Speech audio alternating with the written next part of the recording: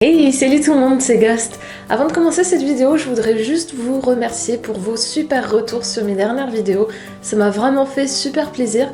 En fait, j'avais essayé de faire des vidéos vraiment les plus complètes possibles comparées à ce qu'on trouve déjà sur YouTube. Et apparemment, ça a porté ses fruits, alors merci. Ce petit message étant dit, on peut maintenant passer au sujet du jour, les omamori. Que vous soyez fan de manga ou tout simplement du Japon, vous en avez forcément déjà vu ou entendu parler. Certains d'entre vous en ont peut-être même déjà acheté. Mais savez-vous vraiment ce que c'est, comment c'est fait, d'où ça vient et surtout ce qu'il y a dedans? Ah ah, je vous pose une colle là hein. Bon, ça vous le savez sûrement déjà, mais les omamori sont des amulettes ou porte-bonheur japonais qui sont vendus dans les sanctuaires shinto et les temples bouddhistes et qui sont destinés à apporter toutes sortes de chances comme la protection, la santé, la réussite, l'amour et bien d'autres encore. Les omamori se présentent généralement sous la forme d'un petit sachet en brocart noué avec un petit cordon blanc et dans lequel se trouve normalement un petit papier ou un petit bout de bois sur lequel est gravé un sutra, le nom du temple ou simplement quelques mots puissants. Sur le sachet est généralement brodé donc le symbole du temple avec écrit juste en dessous Omamori et derrière le nom du temple d'où il provient. Donc pour ma part, je l'avais acheté au pavillon d'or de Kyoto, c'est-à-dire le Kinkakuji, et juste à côté donc le nom du dieu protecteur. Sur le mien, il s'agit de Hishi-Fudo-Myō, aussi appelé Akala l'immuable et qui n'est autre que le plus important des 5 grands rois protecteurs de Bouddha.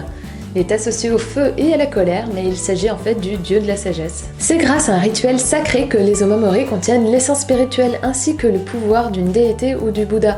Raison pour laquelle ils ne doivent jamais être ouverts, sinon le pouvoir s'échapperait. À ce jour, la majorité des omamori sont fabriqués dans des usines, bien qu'ils soient quand même bénis par les prêtres, mais il existe encore quelques rares temples au Japon qui les fabriquent à la main. Portés sur soi ou sur son sac, ils sont généralement achetés en début d'année, puis ramenés au temple en fin d'année afin que les prêtres puissent les brûler et ainsi conjurer le mauvais sort de l'année écoulée. Brûler les vieilles amulettes serait également un signe de respect envers les dieux qui ont prêté leur pouvoir aux humains tout au long de l'année. Bon, maintenant on sait exactement ce que sont les omamori, mais d'où ils viennent finalement? Parce que bon, ils sont pas apparus au pied des temples et des sanctuaires japonais du jour au lendemain.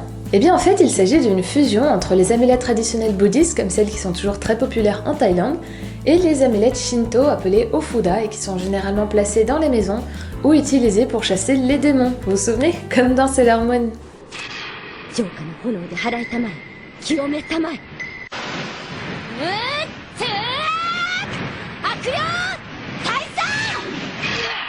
Mais derrière ces omamori, il y a en fait une histoire bien plus complexe autour de ces deux religions qui méritent vraiment qu'on en parle un peu. Déjà, il faut savoir que la religion d'origine au Japon est le shintoïsme, mais au 6e siècle est apparu le bouddhisme qui venait de Chine. Et en gros, comme les japonais ne voulaient pas choisir une religion plutôt qu'une autre, et que les deux avaient des similitudes malgré leurs différents dieux, ils ont décidé de concilier les deux religions, au point qu'un même bâtiment était utilisé à la fois comme un sanctuaire shinto et un temple bouddhiste. Incroyable, n'est-ce pas? Ce syncrétisme, au mélange d'influences entre les deux religions, fut appelé Shimbutsu Shugo et est donc à l'origine de la création des omamori qui furent extrêmement populaires durant le XVIIe siècle. Mais quand l'ère Edo prit fin en 1868 et qu'un nouveau système politique fit son apparition avec la révolution de Meiji, le Shimbutsu Shugo fut interdit et remplacé par le Shimbutsu Bunri, qui donc interdit légalement de mélanger les kami, donc les dieux shinto, et les bouddhas, les dieux bouddhistes. Malgré cela, rares sont les japonais pratiquant seulement l'une ou l'autre religion, et finalement seul l'intérêt pour les omamori subsista. Et d'ailleurs, une des rares choses que j'ai appris avec ma famille d'accueil au Japon, c'est que de nos jours, une bonne partie de la population japonaise aime faire un baptême shinto, un mariage à la catholique, parce que ouais, c'est cool apparemment de le faire à l'occidental, et un enterrement bouddhiste. Non pas qu'il soit polythéiste, c'est plus pour le côté sympa des différentes traditions. Alors c'est bien beau de savoir tout ça, mais faut voir aussi le business incroyable que ça représente au Japon. Parce que oui, ça vaut quand même entre 7 et 15 euros. Outre les touristes, les Japonais en achètent plusieurs fois dans l'année, que ce soit pour eux ou pour leurs proches. Et à certaines périodes, chaque temple en vend plus d'une centaine par jour. Du coup, à chaque fois que je voyais ces amulettes, je ne pouvais pas m'empêcher de me poser la question. Mais qu'est-ce qu'il peut bien y avoir dedans? Parce que bon, je veux pas briser des rêves ou des croyances, mais si les omamori étaient si efficaces que ça, on vivrait au pays des bisounours. Et puis c'est devenu tellement commercial qu'il est difficile de ne pas douter de l'authenticité de ces amulettes. Alors vous allez me dire, attends mais t'es folle, tu vas pas ouvrir le tien juste pour la vidéo? Eh ben si, pour la simple et bonne raison que mon cher Hichi-Fudo-Myō s'est barré comme un voleur pour m'abandonner à mon triste sort. Tu parles d'un dieu. En fait, ce qui s'est passé, c'est que pas longtemps après mon retour en France, mon omamori est tombé de mon sac et s'est complètement défait et ouvert. Bref, le charme est tombé en même temps que l'amulette. Du coup, c'est l'occasion parfaite pour découvrir ensemble ce qu'il y a dedans et accessoirement vérifier si on s'est pas fait entourlouper en achetant juste un petit sachet avec un bout de carton dedans. Du coup, c'est parti, mesdames et messieurs, pour vous montrer devant vos yeux ébahis comment je vais ouvrir ce petit truc. Alors en fait, vous voyez comme la corde s'est défaite, c'est complètement ouvert dedans.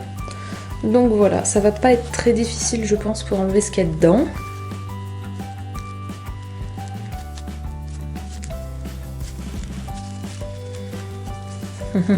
Ça sort, suspense.